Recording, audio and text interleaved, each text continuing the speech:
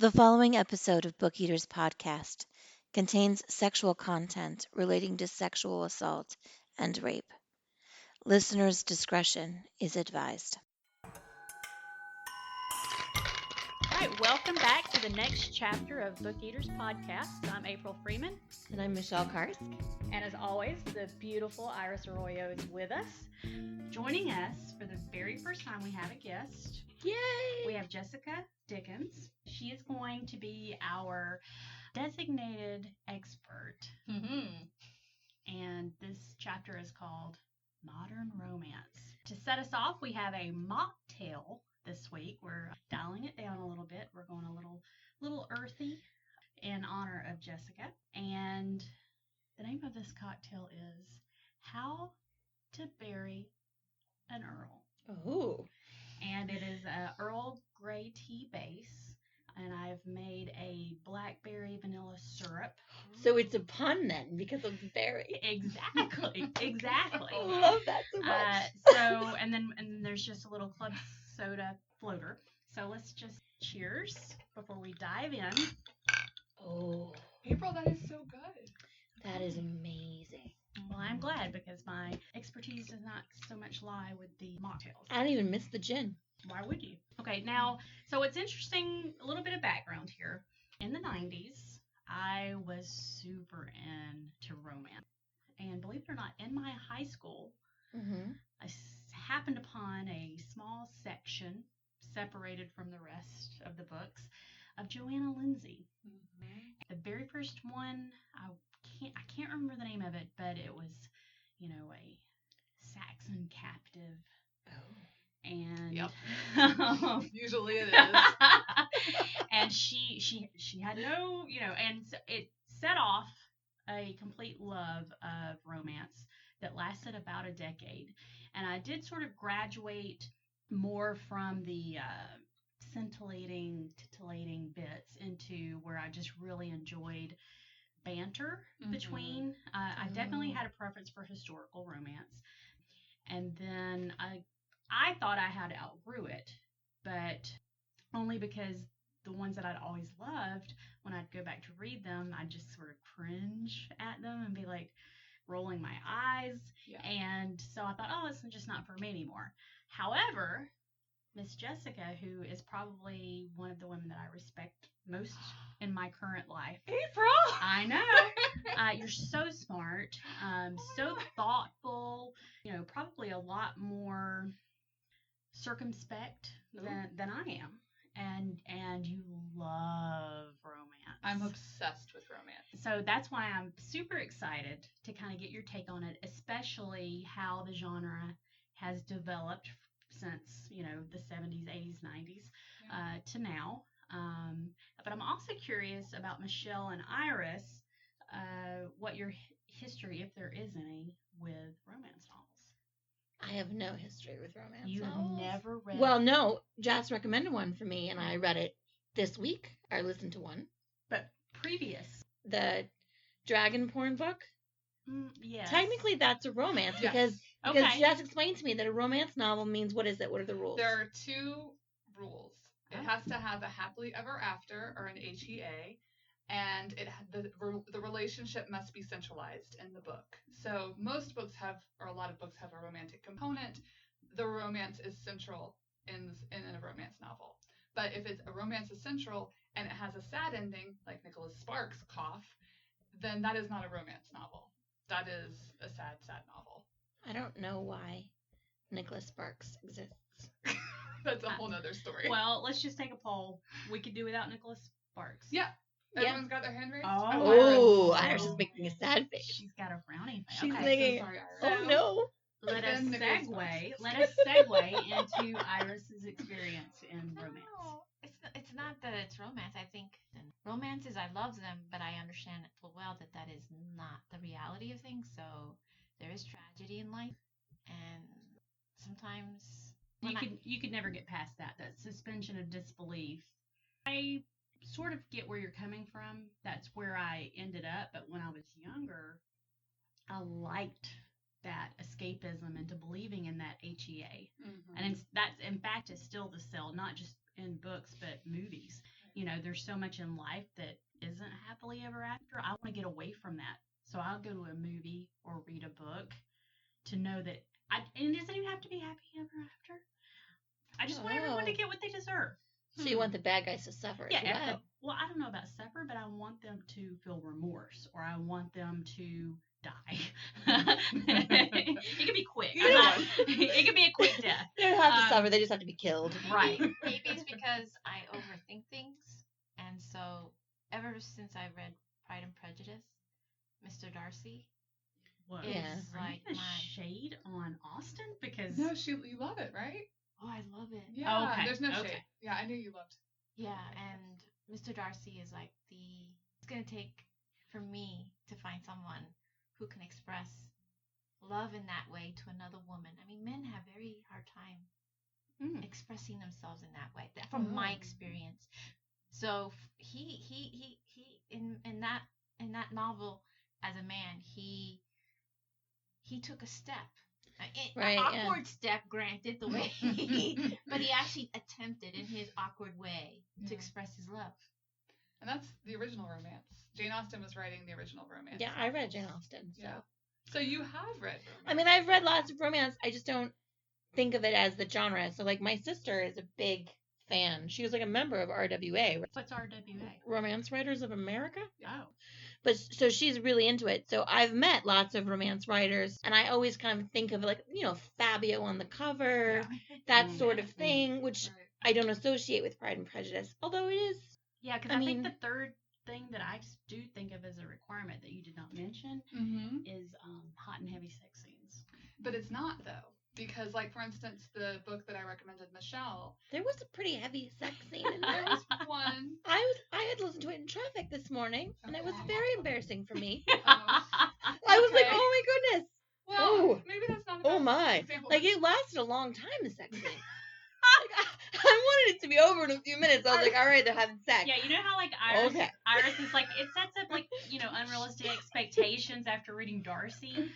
I feel like romance set up some unrealistic expectations about orgasms. Absolutely. And just about sex in general. Like, it's always amazing in romance. And not always. Women lose consciousness, and they... it's like a 14-minute...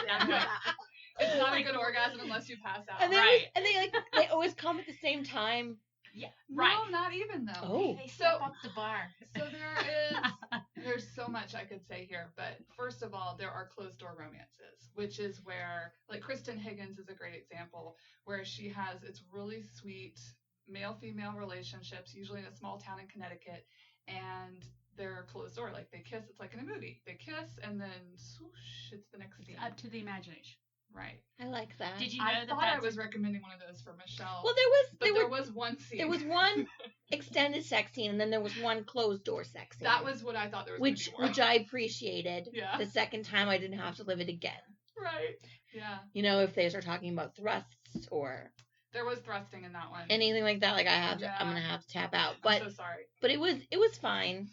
So I made it through. It wasn't. I mean, yes, but I hear you. But there's bad sex.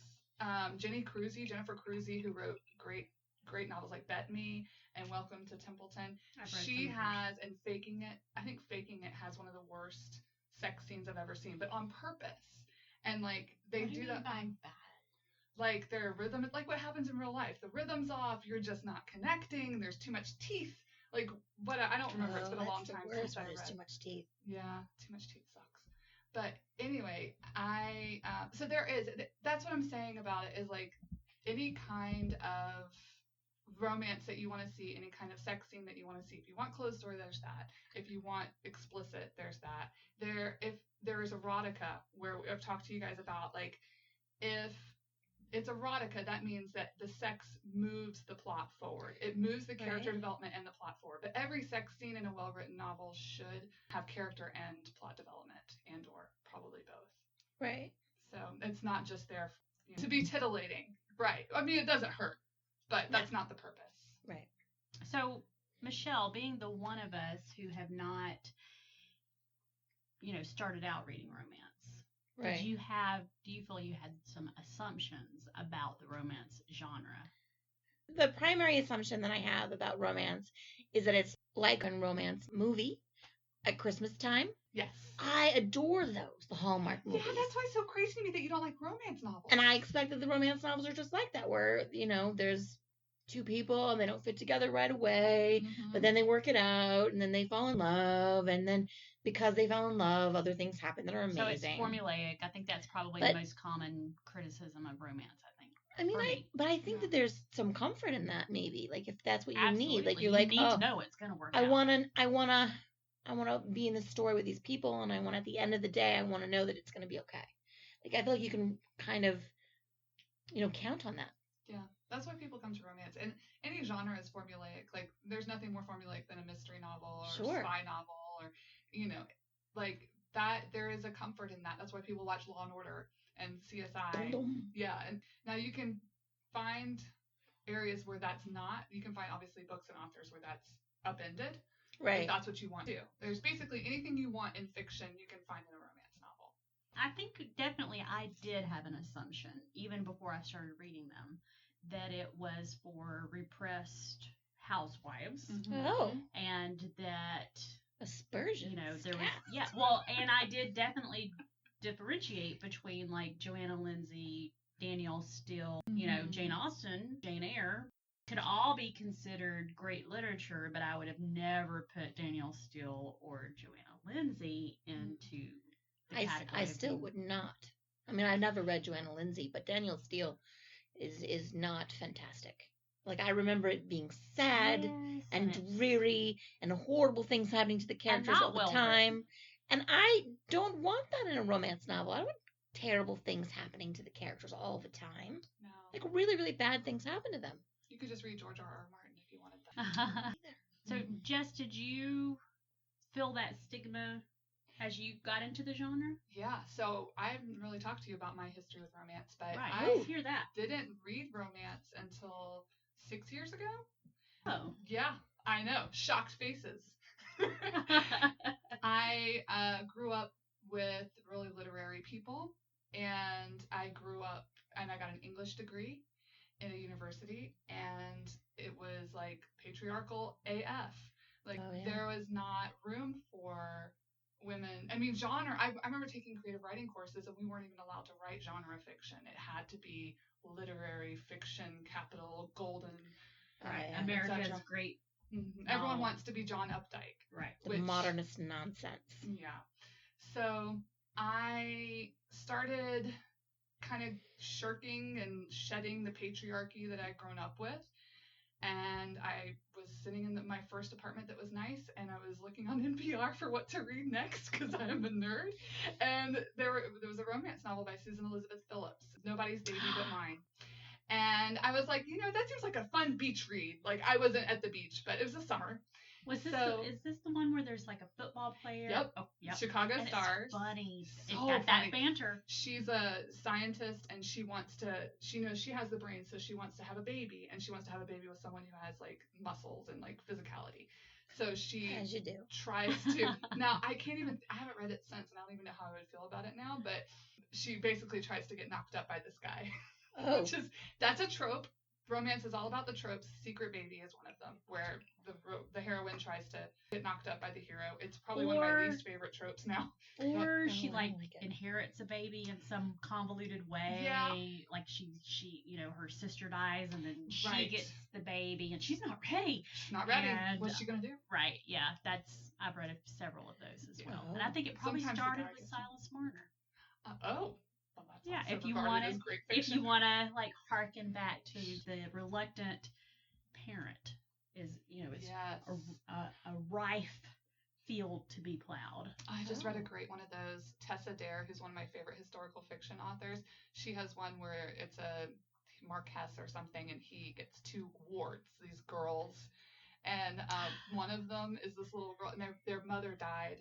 And so in order to process her grief, this little girl holds a funeral for her doll every morning, and he has to eulogize the doll for a different death every morning, and it's hilarious and adorable.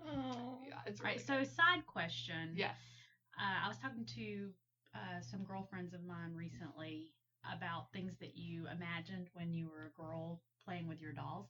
How many of you, because it turns out I thought I was weird, but I think it's pretty common, did you pretend when you were little that something tragic happened?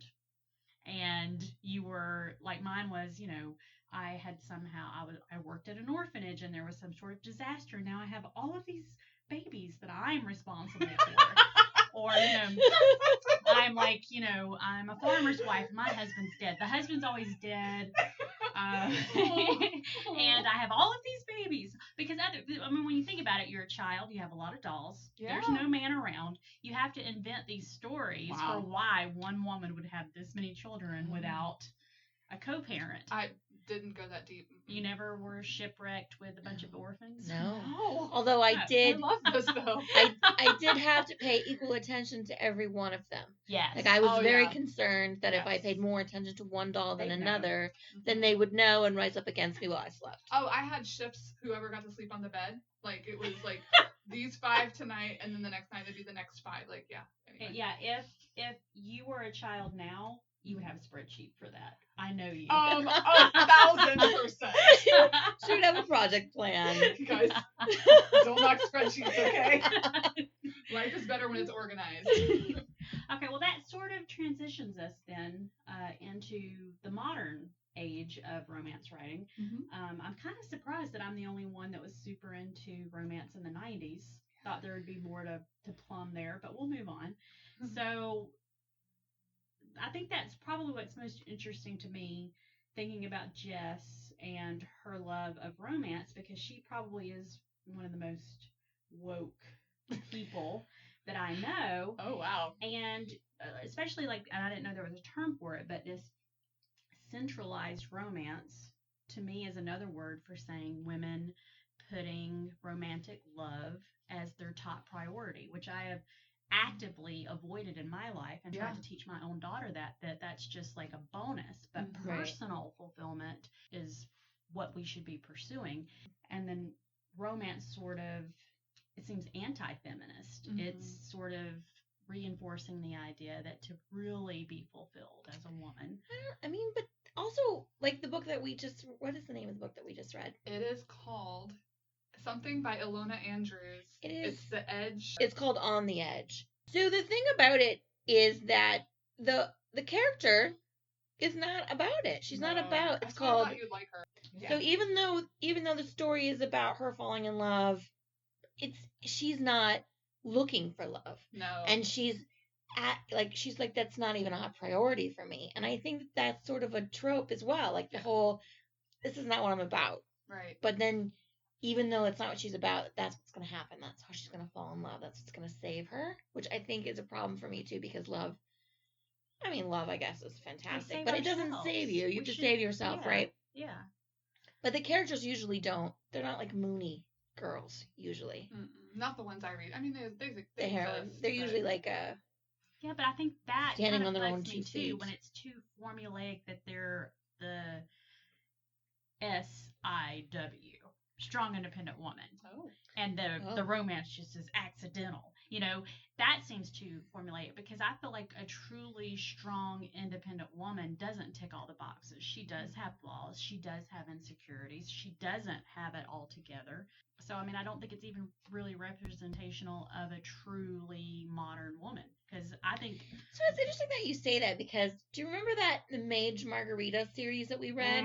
Yes, I do. You hated her.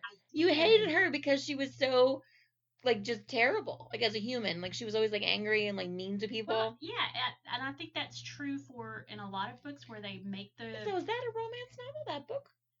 3 Mages and a Margarita? Let's apply the criteria. Did it have a happily ever after?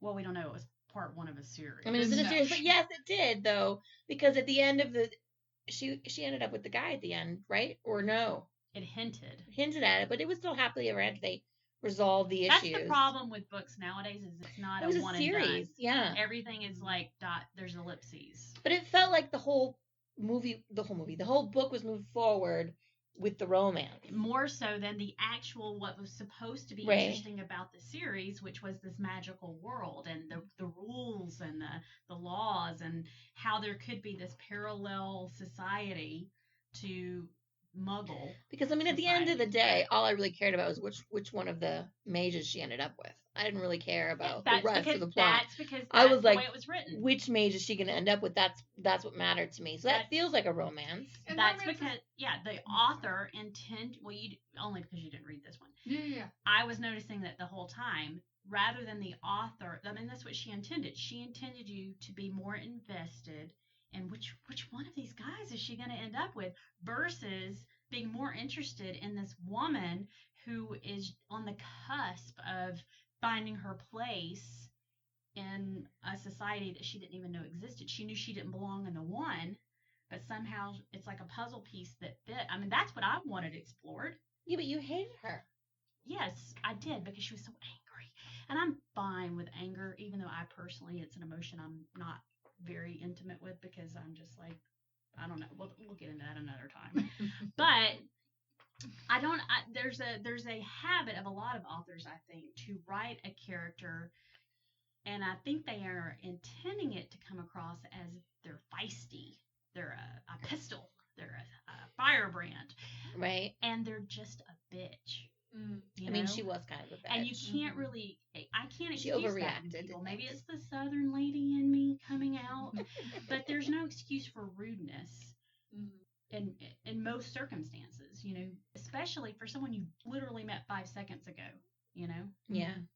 And I will say, since we are talking about the applications of modern feminism, I think I need to get over the fact that I do expect courtesy more from women than men. You know? That's like something to dive into. Yeah, I think with a man, I excuse their rudeness and lack of social niceties a lot more than I do in other women. Oh, I blame my Southern upbringing. I'm really glad I've been nice to you heretofore. You're nice to everybody. Not true. I've never seen you mean to anyone. Well, sometimes. So, anyways, as far as feminism and applying it to our conversation, and saying that a woman needs a man, etc., etc., that's coming at it from a direction that kind of falls apart, because the feminist aspects of romance are that it's written by women, for women, about women.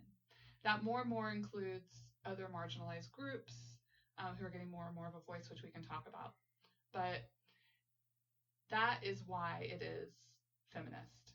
And as far as needing a man or needing a partner, because there are a lot of male-male, there are a lot of female-female books, it's acknowledging that romance, love, sex are a large part of the human experience. And for people, if people want to go on that journey, the people who read romance want to experience. It's like getting on the roller coaster again. I go up and I go down, and then they're in love, and then he screws something up. I can't remember. Can we cuss on this? Yes. Yeah. Then he fucks up, and then he has to grovel, and then so there is a formula. It's like that Law and Order comfort, all that. People want to go on that journey, but they want to go on a journey where a woman has agency.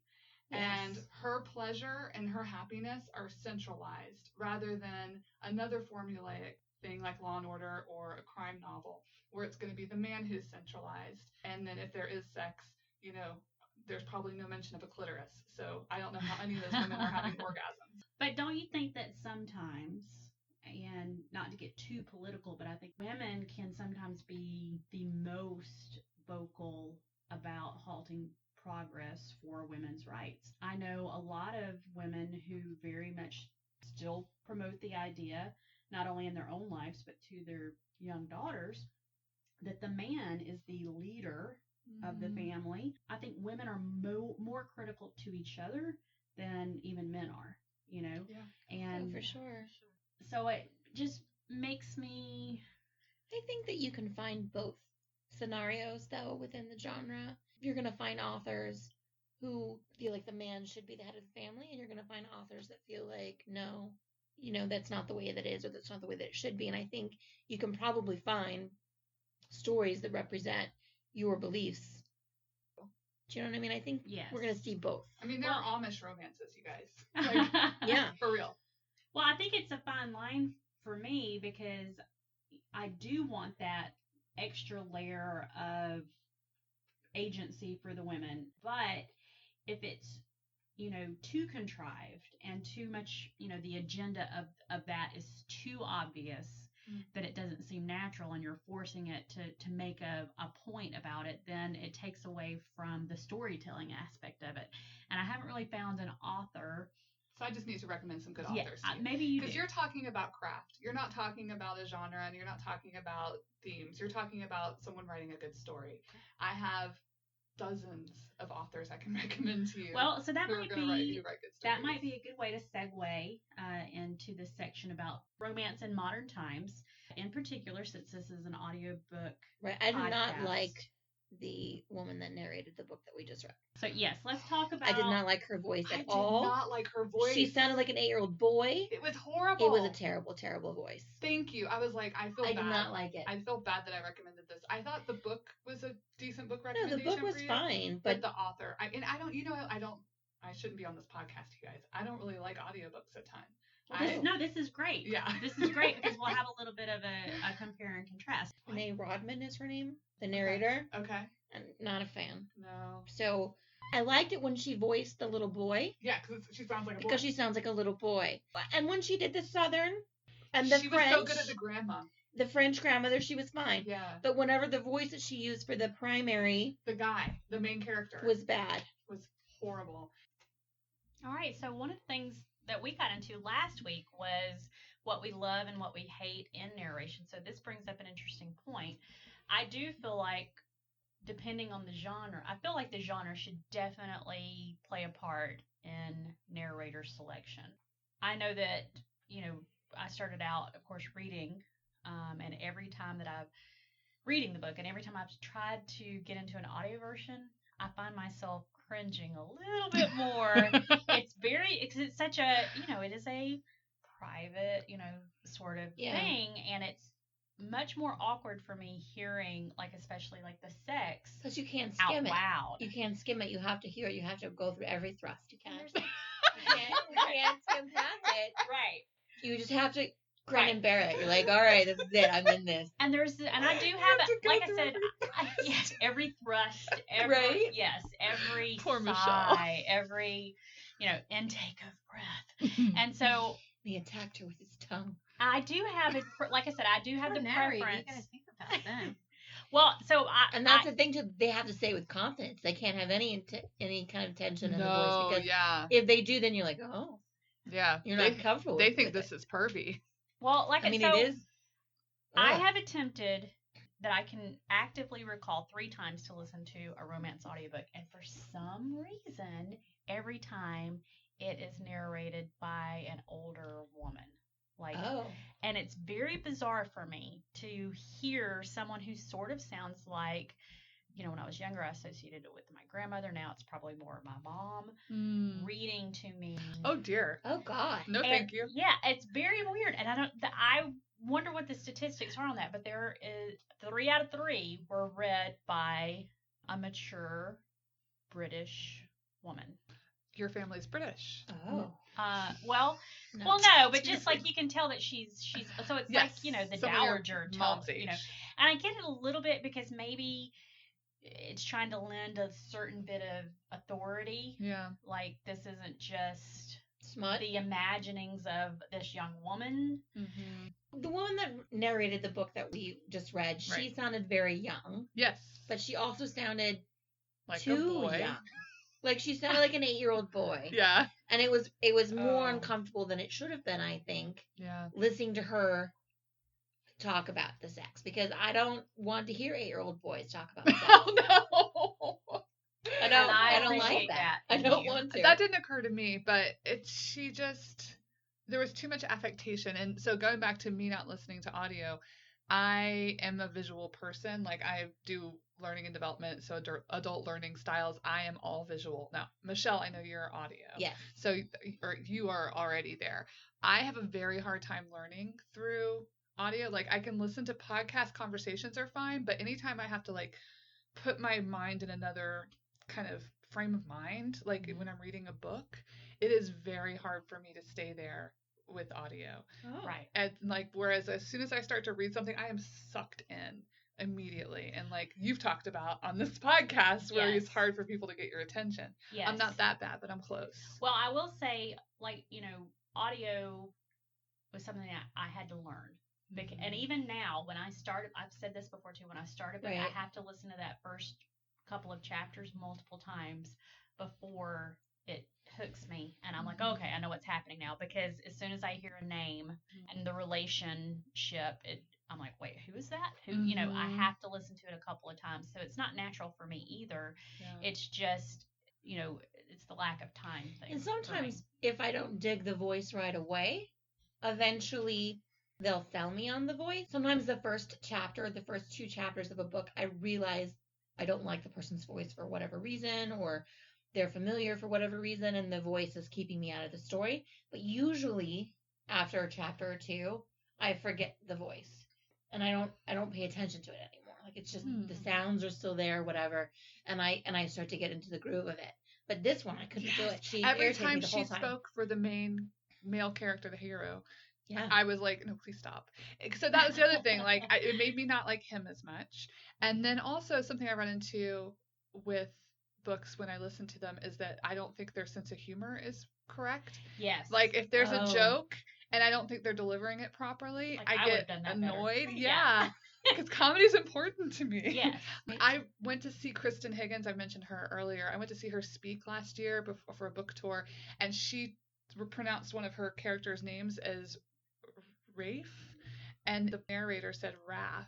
And I was like, or maybe it was backwards. Either way, it was not the same as what the author, had written it as in her mind. We've talked about that before. Yeah. Like, why do authors not insist on having a little bit more authority and agency? Right. And because it's, gosh, you're giving your entire heart to this person. You've worked for months or years on this book, and you're letting someone, I mean, it just is nuts to me. One of the great things about it is that one of the great things about romance world, the romance, they call it Romance-landia. It's the culture around romance novels, which is mostly women, few men, and it's so supportive. Like you were talking about RWA. And I'm in Facebook groups with authors. Like, I will post something. Like, when I posted to ask in one of the groups for another podcast, actually, a romance podcast. Right. I asked, like, what should I recommend my friend? She likes this. She likes this. I want closed door sex scenes. Da-da-da-da-da. Guess who recommended the one that you read? Who? The person who just wrote the Jasmine Jafar romance that I was telling you about. Yeah. She's rewriting all the Disney villains as heroes in erotica, and she has a Jasmine Jafar romance that I just read. She's the one who recommended that book. Well, it was a good book. I just didn't like the narrator. Yeah, me either. I did enjoy the story, though. I think that's where you are kind of at a disadvantage, because do you think, like, if I've taught myself, and Jess may potentially teach herself to get into audio versions, do you think you could teach yourself to get into a written book? I read books forever. I still occasionally do read books, because not every book I want to read has an audio version.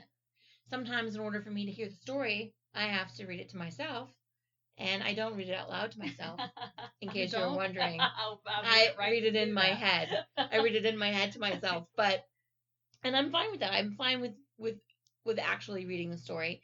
It isn't as fulfilling for me as listening to the story, because I like that. You're an auditory. And also, I'm a busy person. Yes. And if I have to read the book, it's going to take me 6 months. And that's, you can't be doing other things when you're reading a book. Right. I can't be driving to work, and I can't be doing my hair, and I can't be vacuuming.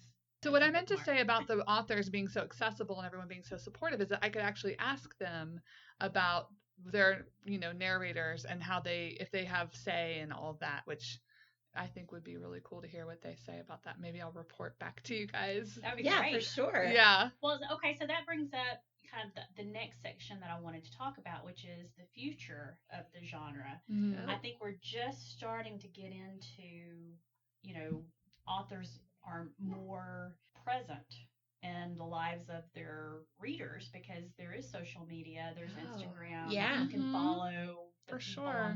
on the Twitter, and You For sound sure. so young and hip right now. thank you. Oh, You're God, welcome. people. And Iris has talked a little bit before with the Asian fiction that you've been reading, where it's very Oh, serial. yeah, where you just Oh, yeah. get it right Web away. novels. So You don't have to wait. There's no waiting. Well, there's a give and take, I think, for web novels as well, because with written books, the author has a beginning and end thought, and he has time to construct the story. With web novels, they have to publish it every week, Oh. and therefore the story may change. Mm-hmm. It may not be what he expects it at the end.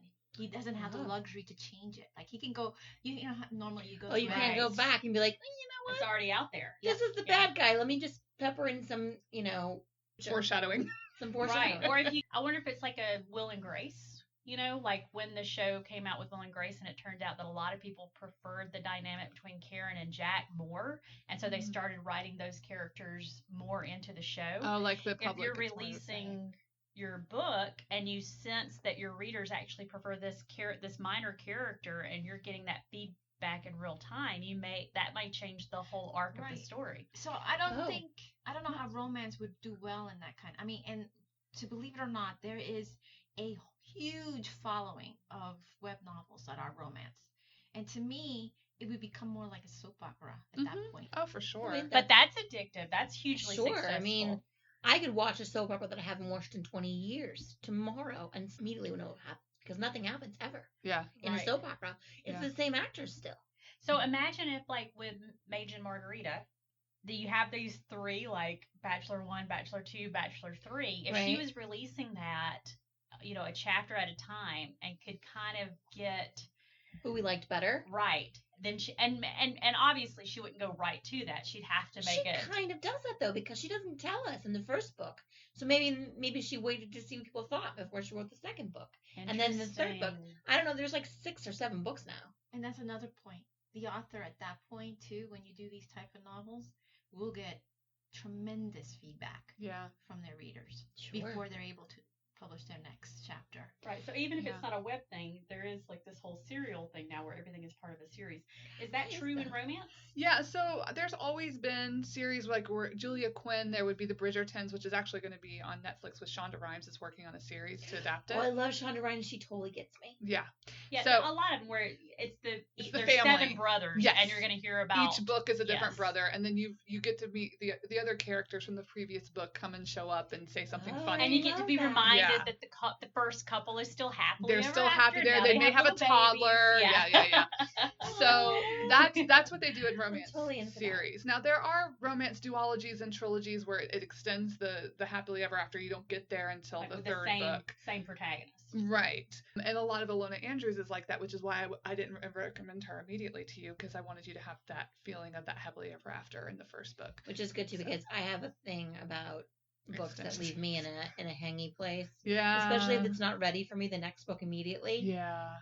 It's a problem. Oh man, there's an author right now, Sierra Simone, and she writes these amazing gut-wrenching books. She's in the middle of a series right now. I refuse to read it even though I love her so much because it's not completed, and I know I am going to be so upset until that last book comes out. That's why I haven't read the second book in that other series that we were both reading. Yes, The Cruel Prince. The Cruel Prince, because I Don't don't do want it. to, because I'm in an okay place right now. Yeah. But I Stay there. don't want to get out of that okay place. Don't leave. And be like left on the cliff hanging. by Don't my go to the Wicked fingernails. King. He's going to make you mad. Okay, I'm waiting. As soon as the next book is ready, then I'll read the Wicked King. So something we didn't really get too much into when we were talking about how, you know, the romance genre has evolved Mm-hmm. is how maybe more social norms are being incorporated, such as, you know, in the books that I read, there's certainly never a pause where they're like, did you bring a condom? Yeah. There, you know, it's, you know, everybody was having sex without a well, Right. maybe because I did a lot of It was a lot of historical- medieval and and they didn't have Regency. condoms. I Yeah. felt like I had a question because the book that the On the Edge one, Mm-hmm. like she talks about how the condom went inside, right? So I'm like, oh, there's no condom, but then there wouldn't be, but there should be because It it was- was still like modern So day. paranormal, you can kind of get into a gray area, but for if you have a contemporary novel that doesn't have a condom or at least discussion of safe sex to say, hey, we're both clean, whatever, I'll show you. Like I've read books where they've shown each other their like Results. reports. Yeah, results. Right. If they don't have that conversation, people get up in arms. Speaking of people giving feedback. So it's very much now, but that was not something that was an easy transition. And I know this from listening to romance podcasts. Right. So that was something when it first happened, people were like, you're ruining it. It's not sexy. Right. But it's not now that people, if they don't have it, people get mad because they're like, I mean, I they're feel not. like we need to make that sexy. well, they We have. need to like say like this is important. You have to have these discussions because Mm-hmm. Have you safe sex seen is all important. the negative STD results on my report? 11. Yeah. 11 of those. So hot, April. God, Thank April. you. So on that note, guess. I get a round. Oh my God. Well, I'm talking gonorrhea, negative. Herpes, never. And don't even get me started on the clap. Ugh. I think the clap is gonorrhea. The clap is gonorrhea. Okay. What about Syphilis. chlamydia? Oh, maybe they're supposed to start with I CL. can't remember. I'm all Okay, about clearly the we need to alliteration. Why? educate If you know what, ourselves. we're not men in the Romance. 80s. That's why we don't know this. This discussion, romance and sex. Yeah. I mean, So it's sexy not to have a venereal disease. So what they talk about in these podcasts I listen to, one of them is that you can see society's evolution through romance novels. So back in the day, Yeah. Women weren't allowed to own their sexuality. So we've talked about this in those really old historicals, there was a lot of rape.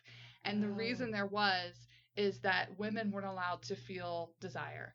So basically the men raped them into feeling desire. Because they couldn't admit that they They wanted them. it. Yep. You know? So that's why there That's was. disgusting. It's horrible, but that's what this. I mean, that's But- the state It of. hurts my heart. Okay, Yeah. but question. Yeah.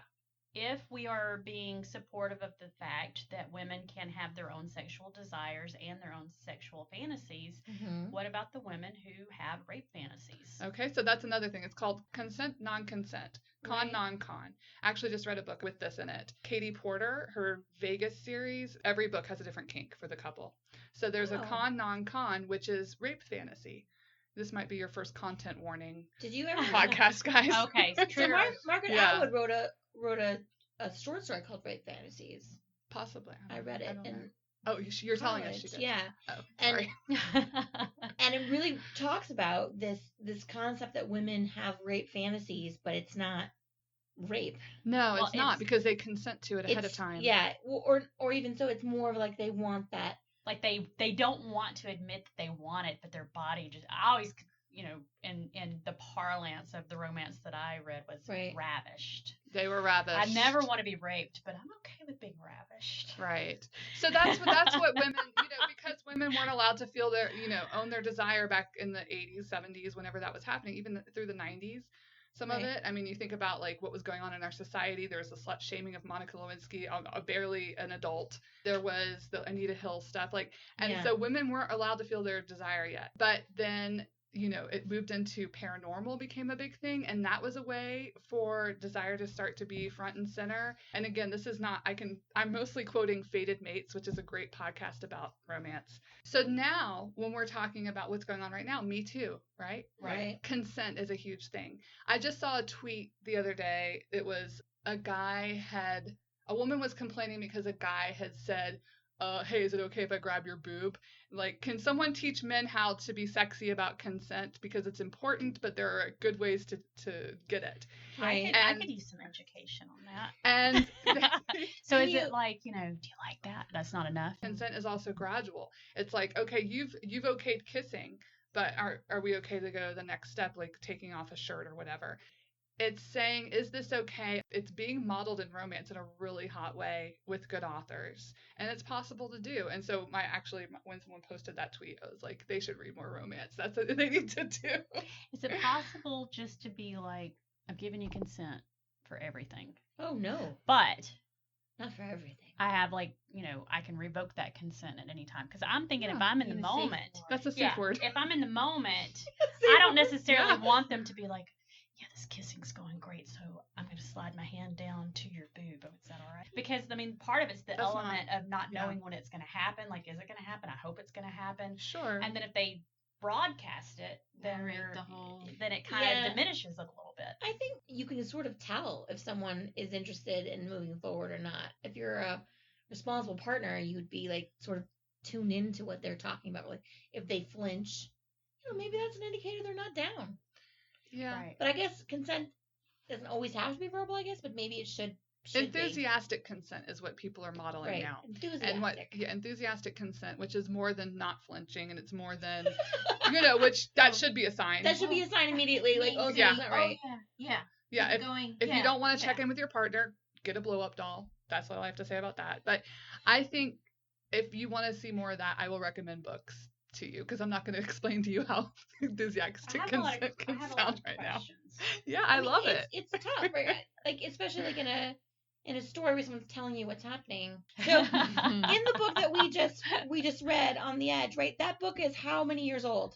It's pretty old. 12, 15 years old. Yeah. And I'm wondering if romance in general is a genre that doesn't hold up.